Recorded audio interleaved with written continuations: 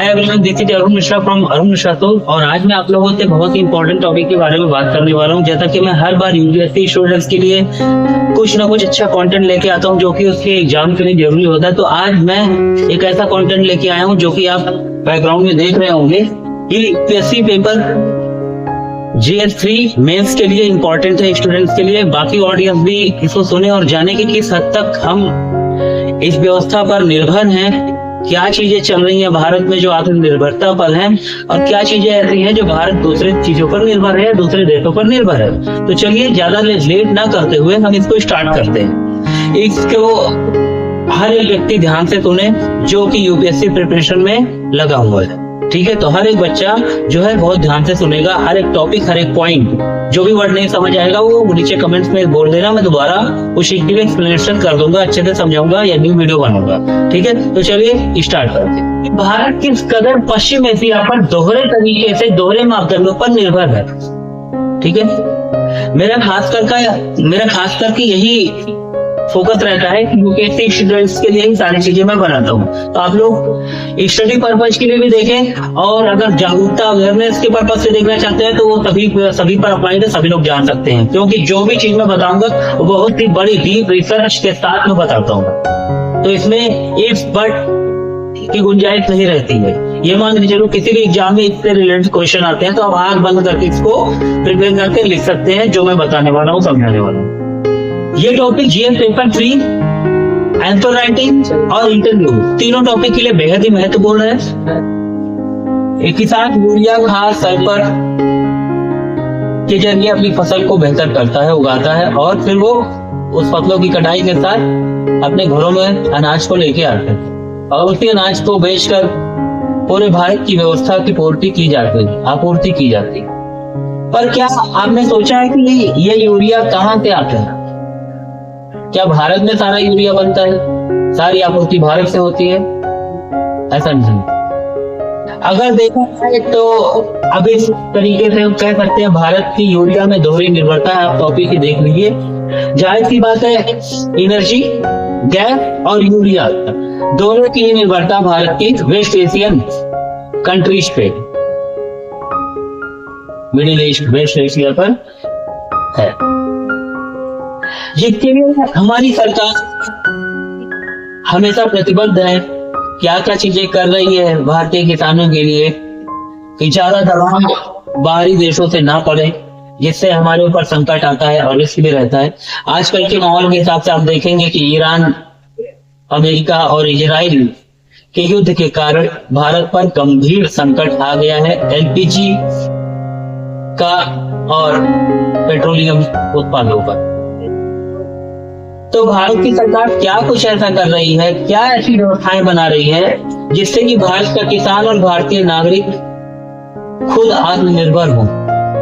तो चलिए हम इस पर डिस्कस करते हैं। हम सभी जानते हैं कि भारत की कृषि यूरिया पर ही निर्भर है, या यूं कहें कि भारत की कृषि यूरिया पर बहुत अधिक निर्भर है, और यह यूरिया सीधे या अप्रत्यक्ष रूप से पश्चिम एशिया से जुड़ा हुआ है। इसी को कहते हैं हम ड्यूल डिपेंडेंस। शुरुआत बहुत बेसिक तरीके से करते हैं। सबसे पहले हम ये जानते हैं कि यूरिया है क्या। तो यूरिया एक नाइट्रोजन आधारित उर्वरक है जिसमें कम से कम 46 से लेके 49% तक होता है। इसके अलावा जाहिर सी बात है, इस यूरिया का प्रयोग जब खेती में होता है तो फसलों की वृद्धि को लेकर ही इसका फोकस रहता है। जिसमें मुख्य फसलें होती हैं, यूरिया का प्रयोग करने वाली जो फसलें होती है उसमें गेहूं है, चावल है यानी धान, इसके अलावा बाकी फसलों में भी इसका प्रयोग होता रहता है। लेकिन भारत जैसे कृषि प्रधान देश में इस यूरिया की बहुत ज्यादा मांग है। अब हम जानेंगे यूरिया प्रोडक्शन प्रोसेस।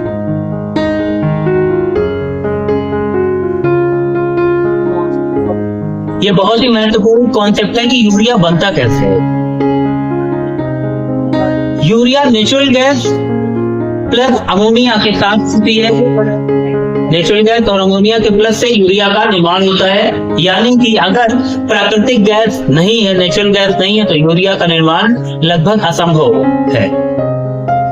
अब जैसे कि हमने जाना कि भारत जो है ड्यूल डिपेंडेंस है, यानी दोहरी निर्भरता भारत की है, तो पहली निर्भरता क्या है हम वो जानेंगे।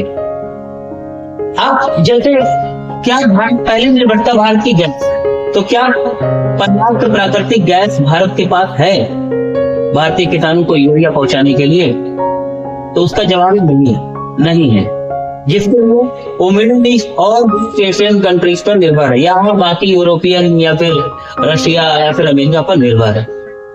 ज्यादातर लगभग 90% गैस की रिसोर्सेज जो है वहीं से पूरी होती है। भारत को प्राकृतिक गैस का आयात करना पड़ता है मिडिल ईस्ट कंट्रीज से या फिर वेस्ट एशियन कंट्रीज से। ये गैस जब हम इंपोर्ट करते हैं तो उनके बाद जो इंडियन नेशनल फर्टिलाइजर कंपनी होती है उस गैस का यूज यहाँ पर होता है और इस तरीके से यूरिया का हम निर्माण कर पाते हैं।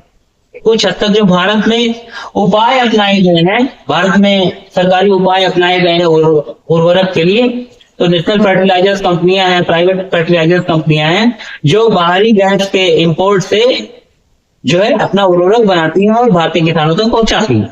सीधी सी बात है, भारत कच्चा माल यानी कि प्राकृतिक गैस के लिए दूसरे देशों पर निर्भर है, वेस्ट एशियन कंट्रीज पर निर्भर है। सेकेंड डिपेंडेंसी समझते हैं, यानी यूरिया पर।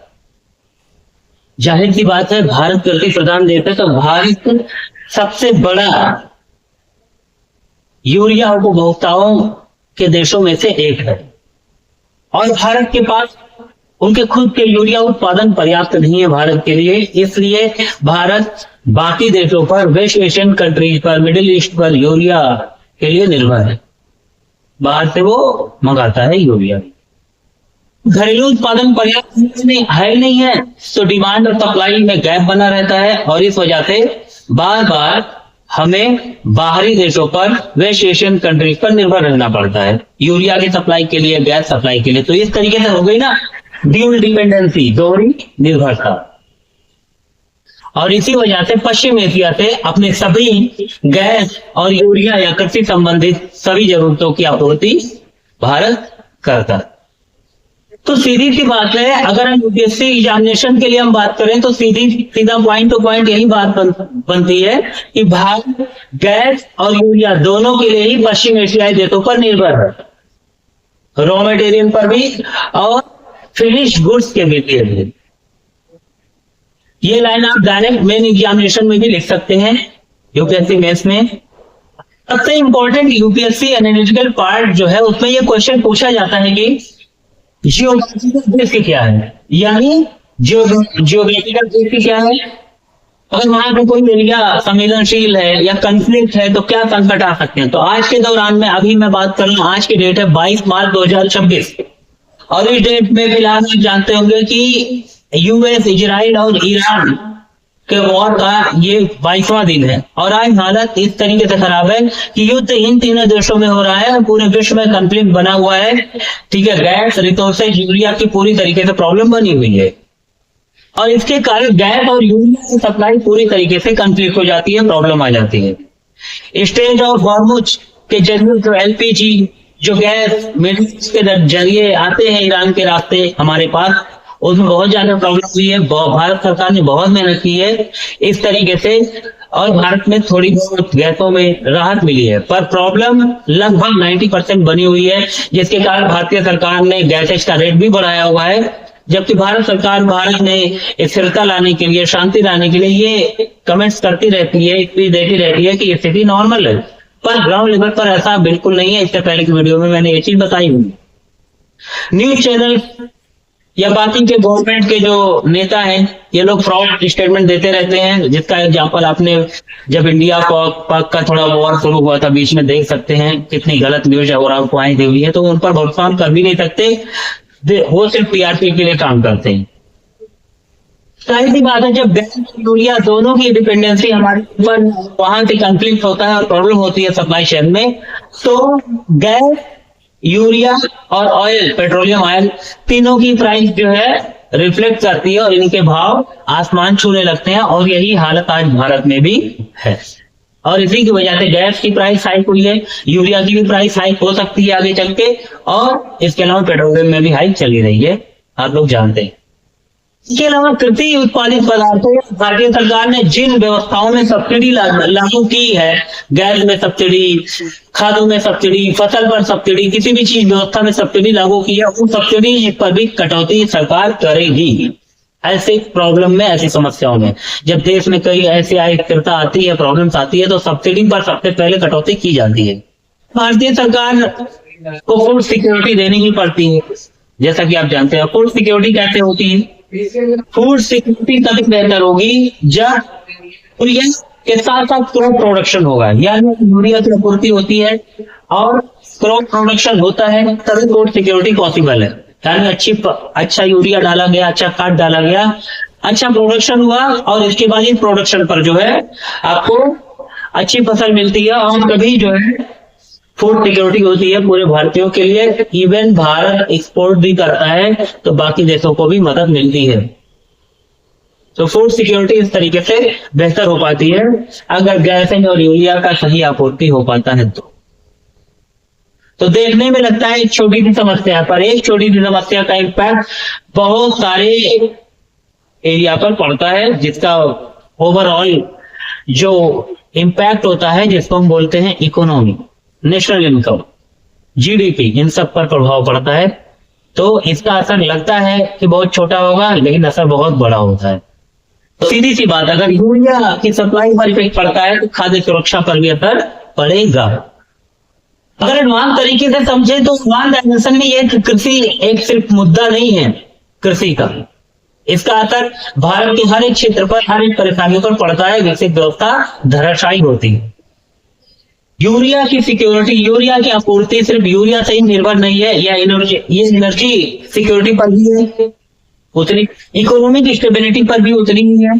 इसके अलावा जियोपॉलिटिक्स, जाहिर सी बात है, बदलते हुए वक्त और हालात के साथ हमारे बाकी देशों के साथ संबंध भी बदलते हैं। कई बार हमें एहसास नहीं होता कि किस देश के साथ रिलेशन कैसे रखने हैं, हम दूसरे देशों के साथ रखते हैं, जैसे कि हम इजराइल के साथ बेहतर रिलेशन रखते हैं, अमेरिका के साथ बेहतर रिलेशन रखते हैं, गल्फ कंट्रीज के साथ थोड़ी सी कम हमारे रिलेशन है, पर धीरे धीरे असर के साथ साथ पता चलता रहता है कि हमें बाकियों के साथ भी बेहतर रिलेशन करने चाहिए। पर इस स्थिति में कई बार नुकसान भी होता है, कई बार फायदा भी होता है। ओवर इंडियन गवर्नमेंट हमेशा जो है इंडियन पब्लिक के बेनिफिट्स के लिए सारे रिलेशन रखती है, पर इसमें अच्छाई और बुराई दोनों होती है। तो विदेश नीति बहुत अच्छी होनी चाहिए, जिससे किसी भी कॉन्फ्लिक्ट का बहुत रेयर या कम असर पड़े हमारे देश पर और देशवासियों पर। यही एक अच्छी सरकार की निशानी होती है, यही एक अच्छी विदेश नीति की निशानी होती है। इस कॉन्फ्लिक्ट के साथ साथ एक बहुत ही इंपॉर्टेंट पॉइंट ये भी है कि अगर एनर्जी प्रॉब्लम होती है हमारे, तो जाहिर सी बात है सरकार में भी अस्थिरता आती है।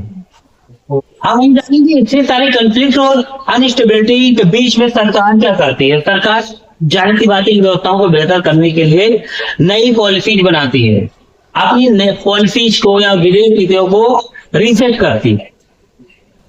इसके अलावा फर्टिलाइजर प्लांट्स रिवाइवल करती है, जैसे गोरखपुर में फर्टिलाइजर कंपनी को बेहतर किया, पहले वो फर्टिलाइजर कंपनी बंद पड़ी थी। इसके अलावा सिंगल में भी फर्टिलाइजर कंपनी का रेनोवेशन और इंप्रूवमेंट किया गया है बेहतर तरीके से। तो यह प्रोडक्शन भी बेहतर किया है, यानी कि छोटे लेवल पर जो ऑर्गेनिक खाद होते हैं, रसायन होते हैं, उनको भी बेहतर तरीके से किया गया है। प्रोडक्शन को प्रमोट करने के लिए किया गया है, जिससे सिर्फ यूरिया पर या बाहरी यूरिया पर हम निर्भर ना रहे, हम ऑर्गेनिक तरीके से भी हम यूरिया को बनाएं और उसको खेतों में डालें और प्रोडक्शन पावर अपना बेहतर कर पाए या स्टेबल कर पाए। इसके अलावा बाकी देशों से अगर एक जगह पर कॉन्फ्लिक्ट होता है किसी भी एरिया में, किसी भी रीजन पे, तो बाकी देशों से भी हम संबंध बेहतर बनाते हैं। जहां पे गैस के रिसोर्सेज होते हैं उनसे हम long term gas import export relation को बेहतर करते हैं, लंबे समय के लिए, लंबे सालों के लिए। इसके अलावा ये भी कोशिश करते हैं कि जब यूरिया पर ही ना रहे हम निर्भर, बैलेंस यूरिया और फर्टिलाइजर यूज करें, यानी एनपीके बैलेंस। को यूज करें, सिर्फ एक ही यूरिया पर ना डिपेंड रहे, अलग अलग तरीके की यूरिया और सल्फर और कार्बन को हम प्रयोग में लाएं और उसका सही इस्तेमाल करके हम प्रोडक्शन पावर को बेहतर कर पाए, जिससे एक कंट्री पर या बाहरी चीजों पर ही निर्भर ना रहे, हम अपने देश में सुरक्षित और स्थिरता के साथ खेती को संभव बना पाए। सरकार सभी उपायों का एक ही लक्ष्य है कि बाहरी निर्भरता को कम किया जाए, डिपेंडेंसी है वो कम की जाए, इम्पोर्ट कम से कम, इसके सप्लाई सुनिश्चित करना कि जो बाहरी देशों से सप्लाई है वो आ सके, कंफ्लिक्ट में ना फंसे। अब मैं आपको सीधे से बताता हूँ कि आंसर राइटिंग कैसे करोगे कि अगर इस क्राइसिस पर, यूरिया क्राइसिस पर, गैस क्राइसिस पर क्वेश्चन आपके पास आता है तो आंसर राइटिंग क्या होगी, डायरेक्ट मैं आपको बता रहा हूँ कि कैसे आप लिखोगे। सबसे पहले इंट्रोडक्शन में लिखोगे कि भारत की कृषि क्या यूरिया पर ही अत्यधिक निर्भर है। इसके अलावा अब इसके बाद लिखोगे पहली निर्भरता क्या है, गैस, दूसरी निर्भरता क्या है, यूरिया। तो इनको आप आगे पीछे भी कर सकते हो। तो पहली निर्भरता जो है यूरिया की करोगे, दूसरी निर्भरता गैस की करोगे, ठीक है, जो कि टॉपिक भी हमारा ड्यूल डिपेंडेंसी। इसके लिए कम से कम हर डिपेंडेंसी के लिए 4-4 पॉइंट आप लिखेंगे। गैस डिपेंडेंसी के लिए 4 पॉइंट और यूरिया डिपेंडेंसी के लिए भी 4 पॉइंट आप लिखोगे। लास्ट में कंक्लूजन में आप लिखोगे कि भारत को वैश्विक सहयोग और वर्चस्वता के साथ मिलकर रहना होगा।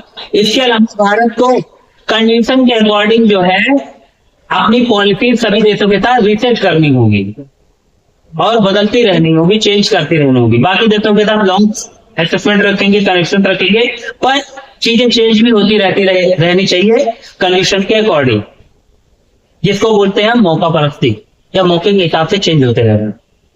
आपने सुना होगा परिवर्तन ही सृष्टि का नियम, बस उस तरीके से कुछ समझिए। तो वैश्विक सहयोग और आत्मनिर्भरता के बीच में संतुलन बनाना होगा कि भारत में खुद में प्रोडक्शन को बेहतर कर सके, गैसेज का, एनर्जी सोर्सेज का और इसके अलावा वैश्विक सहयोग यानी बाहरी देशों से जो आगे वाली वस्तुएं हैं उनके साथ संतुलन बनाए और जरूरत पड़ने पर मंगाए, सप्लाई को पूर्ति करे, और जब कॉन्फ्लिक्ट हो बाहरी देशों पे तो भारत अपने बनाए हुए प्लान पर चले और उसकी सप्लाई में परेशानी ना हो, बाधा ना आए। तो यह है भारत के सरकार के उपाय और इनिशिएटिव जो आपको लिखने हैं। फाइनल कंक्लूजन की बात करें तो भारत की यूरिया निर्भरता केवल कृषि का विषय नहीं है, बल्कि ऊर्जा यानी गैसेज, अर्थव्यवस्था, इसके अलावा भू राजनीति का भी कंक्लूजन है क्लाइमेट से। मतलब ये भारत को अगर बेहतर होना है तो एनर्जी, इकोनॉमी, यूरिया, इन सभी क्षेत्रों में काम करना होगा भारत के अंदर भी, और भारत के बाहर देशों से भी एक अच्छा संपर्क और लंबे समय का संपर्क रखना होगा, जिससे कि किसी भी देश या किसी भी क्षेत्र में अगर असंतुलन बनता है, कॉन्फ्लिक्ट आता है, तो भारत को सप्लाई में, आपूर्ति में कोई बाधा ना आए और भारत की व्यवस्था अच्छी रहे। मैं बोलना चाहूंगा कि अगर आपने ये कॉन्सेप्ट समझ लिया है तो इस टॉपिक से कोई भी क्वेश्चन आए उसका आंसर आप कर सकते हैं आराम से। तो कोई भी डाउट है इसमें तो आप वीडियो में कमेंट करें। मिलते हैं ऐसे ही एजुकेशनल टॉपिक के साथ नए वीडियो में। जय हिंद, जय भारत।